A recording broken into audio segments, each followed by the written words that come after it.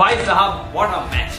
ફરી એક વખત ઇંગ્લેન્ડને તેમની ધરતી ઉપર ટેસ્ટ મેચ હરાઈને કેપ્ટન શુભમન ગિલ અને ટીમ ઇન્ડિયાએ ઇતિહાસ રચી દીધો છે. એક સમયે ઇંગ્લેન્ડને જીતવા માટે ફક્ત 70 જ રનની જરૂર હતી અને હજુ પણ તેમની 7 વિકેટો પાડવાની હતી. પરંતુ ત્યાંથી જે ભારતીય ટીમનું આપણને ફાઇટ બેક જોવા મળ્યું છે કમ્પ્લીટલી આઉટસ્ટેન્ડિંગ. એક બાજુ મોહમ્મદ સિરાજ તો બીજી બાજુ પ્રસિદ્ધ ક્રિષ્ના. ઇંગ્લેન્ડના બેટ્સમેનોને એક રન કરવો ભારે પડી ગયો હતો. ભાઈ મિયા મેજિક માટે તો એક અલગથી વિડીયો બનાવવું પડે એમ છે, કારણ કે મોહમ્મદ સિરાજ એકમાત્ર એવા બોલર છે કે જે આ સિરીઝની 5 ટેસ્ટ મેચમાં આપણને બોલિંગ કરતા જોવા મળ્યા હતા. અને આ સિરીઝમાં ટોટલ મોહમ્મદ સિરાજે 1000 કરતા પણ વધારે બોલ નાખ્યા છે. અને તો પણ આજે એ જ પેશનથી મોહમ્મદ સિરાજ 140 કરતા પણ વધારેની સ્પીડથી બોલ નાખી રહ્યા હતા. એટલે mad respect to his dedication. બેટિંગમાં કેપ્ટન શુભમન ગિલના 700+ રન્સ હોય કે પછી કેએલ રાહુલ અને આપણા બાપુ રવિન્દ્ર જાડેજાના 500+ રન્સ. અને બોલિંગમાં પણ મોહમ્મદ સિરાજની સૌથી વધારે 23 વિકેટ. એટલે ઓવરઓલ જોવા જઈએ તો આ સિરીઝમાં આપણને ભારતીય પ્લેયર્સનો દબદબો જોવા મળ્યો હતો. ફક્ત 6 રનના માર્જિનથી 5મી ટેસ્ટ મેચ જીતીને ભારતીય ટીમે એન્ડરસન તેંડુલકર ટ્રોફીને 2-2 થી ડ્રો કરી નાખી છે. Just imagine 5 test match,